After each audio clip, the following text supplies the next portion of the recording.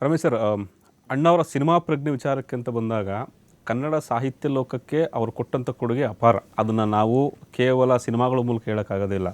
ಕಾದಂಬರಿ ಸಿನಿಮಾಗಳನ್ನ ಮಾಡ್ತಾಯಿದ್ರು, ಅವ್ರನ್ನೇ ಕರೆಸ್ತಾಯಿದ್ರು, ಆ ಮೂಲಕ ಸಾಮಾಜಿಕವಾಗಿ ಸಂದೇಶಗಳನ್ನ ಕೊಡ್ತಾಯಿದ್ರು. ಯಾರೂ ಕೂಡ ಅವ್ರು ಬಂದು ಈ ಥರ ಮಾಡಿ ಅಂತ ಹೇಳ್ತಿರಲಿಲ್ಲ. ಆದರೆ ಆ ರೀತಿಯ ಕಥೆಗಳು ಬಂದಾಗ ಅವ್ರು ಅದನ್ನು ಎಷ್ಟು ಪ್ರೋತ್ಸಾಹ ಕೊಡ್ತಿದ್ರು ಅಂತೇಳಿ.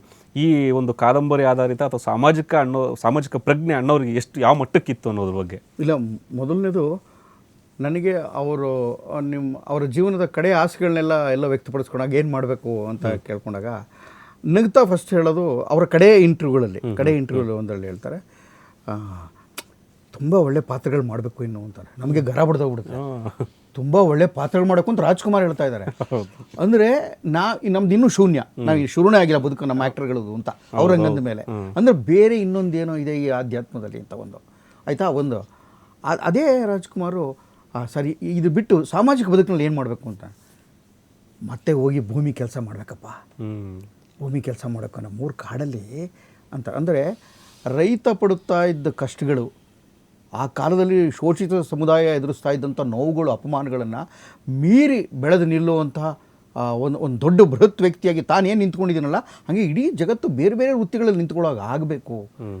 ಇದು ಯಾವುದೋ ಒಬ್ಬ ಅಪ್ಪಾಜಿಯ ಮಗನಿಗೆ ಸಿಕ್ಕಿದ್ದು ಮಾತ್ರ ಅಂತಲ್ಲ, ಎಲ್ಲರಿಗೂ ಸಿಗಬೇಕು ಸಾಮಾಜಿಕವಾದ ನ್ಯಾಯ ಅನ್ನೋ ಕಾರಣಕ್ಕಾಗಿಯೇ ಅವರು ಅನೇಕ ಅವರು ನನ್ನ ಗೆಳೆಯರು ಅವರ ಭಾಷೆ ಉಚ್ಚಾರಣೆ ಬಗ್ಗೆ ಮಾತಾಡ್ಬೇಕಾರೆ ಹೇಳಬೇಕಾರೆ ಇವತ್ತಿನ ಆಧುನಿಕ ನಾವು ಟ್ರೈನ್ಡ್ ಅಂತೇನು ಅನ್ಕೋತೀವಲ್ಲ, ಅವರೆಲ್ಲ ದೊಡ್ಡ ದೊಡ್ಡ ಯೂನಿವರ್ಸಿಟಿ, ದೊಡ್ಡ ರೆಪರ್ಟ್ರಿಗಳಲ್ಲಿ ಡ್ರಾಮಾ ಸ್ಕೂಲ್ಗಳಲ್ಲಿ, ವರ್ಲ್ಡ್ ವೈಡ್ ಡ್ರಾಮಾ ಸ್ಕೂಲ್ಗಳಲ್ಲಿ ಅವರೊಂದು ಮಾತು ಹೇಳ್ತಾ ಇರ್ತಾರೆ. ರಾಜ್ಕುಮಾರ್ ಅವ್ರಿಗೆ ಇದು ಕೆಲವು ಪಾತ್ರ ಮಾಡೋಕ್ಕಾಗುತ್ತೆ, ಕೆಲವು ಮಾಡೋಕ್ಕಾಗಲ್ಲ ಅಂತ ತುಂಬ ಒಂಥರ ಚರ್ಚೆ, ಭಾಳ ಬೌದ್ಧಿಕವಾದ ಚರ್ಚೆ ಏನೋ ಆ ಥರ ಮಾತಾಡ್ತಾ ಇರುತ್ತೆ. ನನ್ನ ಮುಂದೆ ಅವರು ನಗಪಾಟ್ಲು ಸರ್. ನಾವು ನೋಡಿದ್ರೆ ಅಯ್ಯೋ ಚರ್ಚೆ ಮಾಡಿದ್ರು ನಾವು ಏನು ಮಾತಾಡ್ತಾ ಇದ್ದಾರೆ ಇವರು ಅಂತ.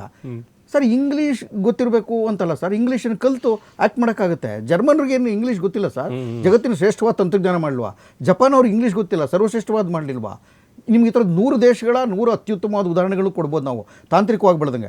ರಾಜ್ಕುಮಾರು ಅದನ್ನು ಭಾಷೆ ಮೂಲಕ ತನ್ನ ಪಾತ್ರದ ಮೂಲಕ ಮಾಡಿಬಿಟ್ಟಿದ್ದಾರೆ ಸರ್. 2.5-3 ನಿಮಿಷ ರೋಮಿಯೋ ಜೂಲಿಯೆಟ್ ಒಂದು ಪಾತ್ರ ಮಾಡ್ತಾರೆ ಒಂದು ಸಿನಿಮಾದಲ್ಲಿ. ಅವರು ರೋಮಿಯೋ ಹೆಂಗೆ ಆ್ಯಕ್ಟ್ ಮಾಡಿದ್ದಾರೆ ಅಂತಂದರೆ ನನ್ನ ತತ್ತರಿಸೋದೆ ನಾನು ಆ ಇಂಗ್ಲೀಷ್ ಸ್ಪೀಕರ್. ಅಮ್ಮ ಪಿಕ್ಚರಲ್ಲಿ ಸರ್ ತತ್ತರಿಸೋದೆ. ಅವರೇ ಬಲೆ ಜೋಡಿಗೆ ಬಂದರೆ ಹೆಂಗೆ ಮೊದಲನೇ ಸೀನ್ ಓಪನ್ ಆಗೋದೆ ಹೆಂಗೆ. ಒಂದ್ಸಲ ಹಿಂಗೆ ನಿಂತ್ಕೊಂಡು ಹಿಂಗೆ ಮಾತಾಡೋಕ್ಕೆ ಶುರು ಮಾಡಿದ್ರೆ ಅಬ್ಬಾ ಅನಿಸುತ್ತೆ. ಅದನ್ನು ನೋಡಿ ನಾವು ಅಂದರೆ ಬೇರೆ ಅವರು ರೈತನಾಗಿದ್ದರು, ಸರ್ವಶ್ರೇಷ್ಠವಾದ ರೈತನೇ ಆಗ್ತಾಯಿದ್ರು. ಅವರೊಬ್ಬ ಕಾರ್ಮಿಕ ಆಗಿದ್ದರೆ ಅವರ ಬರೀ ಕಾರ್ಮಿಕನಾಗಿ ನಡೆಸಿದ್ರಲ್ಲ, ಸೂಪರ್ ಡೂಪರ್ ಹಿಟ್ ಅದು ಕನ್ನಡ ಪಿಕ್ಚರ್ ನಮ್ಮ ಮಾಧವಿಯವ್ರ ಜೊತೆ ಮಾಡೋದು ಅನುರಾಗ ಅರಳಿತು, ಶ್ರೇಷ್ಠವಾದ ಕಾರ್ಮಿಕನೇ ಆಗ್ತಾಯಿದ್ರು ನನಗನ್ಸುತ್ತೆ ಅವರು. ಅಥವಾ ಇನ್ನೊಂದು ಏನೋ ರೈತ ಆಗಿದ್ದರು, ಕಾರ್ಮಿಕ ಆಗಿದ್ದರು, ಸಾಹಿತಿ ಆಗಿದ್ರು, ನಾಂದಿ ಅನೇಕ ಚಿತ್ರಗಳಲ್ಲಿ ಒಬ್ಬ ಟೀಚರ್ ಆಗಿದ್ದರು, ಅದ್ಭುತ ಟೀಚರೇ ಆಗಿದ್ದು. ಅವ್ರು ಟೀಚರೇ ಅವರು ಸರ್. ಬೇರೆ ಥರದ ಬೇರೆ ಪಾತ್ರಗಳನ್ನ ಮಾಡೋದ್ರ ಮೂಲಕ ಒಬ್ಬ ಮನುಷ್ಯ ಹೀಗಿರ್ಬೋದು ಅನ್ನುವ ಪ್ರಜ್ಞೆಯನ್ನು ಸರಳವಾಗಿ ಸಾಮಾನ್ಯ ಜನಕ್ಕೆ ತನ್ನ ಸ್ಫುಟವಾದ ಭಾಷೆಗಳಿಂದ, ಸರಳ ನಡವಳಿಕೆಗಳಿಂದ ಹೇಳ್ಕೊಡೋ ಪ್ರಯತ್ನ ಮಾಡಿದ್ರಲ್ಲ, ಅದಕ್ಕೆ ಕನ್ನಡಕ್ಕೊಬ್ಬ ಶ್ರೇಷ್ಠವಾದ ಮನುಷ್ಯ ಅಂತ ನಾನು ಕರೀತಾ ಇರೋದು. ನಿಜ, ಅದು ಅಂಡರ್ಲೈನ್. ಅದು ಎಷ್ಟೋ ಪಾತ್ರಗಳು, ಭಕ್ತ ಕುಂಬಾರ ಹಿಂಗಿದ್ದ ನಮಗೆ ಗೊತ್ತಾಗಲಿಲ್ಲ, ಕೈಯೇ ಕತ್ತರಿಸ್ಕೊಂಬಿಟ್ಟ, ಈ ಥರದ್ದು ಸತ್ಯಗಳಿತ್ತ ನಮಗೆ. ಅದು ಹಿಂಗೆ ಸತಿಶಕ್ತಿಲಿ ಒಂದೇ ಇದರಲ್ಲಿ 2 ಪಾತ್ರ ಹೆಂಗೆ ಸರ್ ಅದು ಹೆಂಗೆ ಮಾಡೋಕ್ಕಾಗುತ್ತೆ ಸರ್? ಇನ್ನು ಹಾಡಿನ ವಿಚಾರಕ್ಕೆ ಬರ್ತಾರೆ ಎಲ್ಲರೂ, ಭಾಷೆನ ನಾವು ಅಷ್ಟು ಹಗುರವಾಗಿ ತೊಗೊಳ್ಳೋ, ಏನು ಅವ್ರ ಭಾಷೆ ಬಂದಿದ್ದೆ ಹಂಗೆ. ಒಬ್ಬ ನಟ ಆದರೆ ಅದೇ ಥರ ಭಾಷೆ ಮಾತಾಡ್ಬೇಕಾ? ಒಳ್ಳೆ ಶುದ್ಧವಾದ ಭಾಷೆನ ಯಾಕೆ ಮಾತಾಡಬೇಕು? ನೋ, ಅಳಿಬೇಡ್ಕಣ್ಣೆ ಸುಮ್ಕಿರ್ರೆ ನನ್ನ ಮುದ್ದಿನ ರಾಣಿ ಗರ್ಗರ್ ಅಂತ ಹಿಂಗೆ ಮಾತಾಡೋ ರಾಜ್ಕುಮಾರು ಸೇಮ್ ಅದೇ ರೆಕಾರ್ಡಿಂಗ್ ಥಿಯೇಟ್ರಲ್ಲಿ ಮಾಣಿಕ್ಯ ವೀಣಾಮ್ ಅಂತ ಹಾಡ್ತಾರೆ ಸರ್.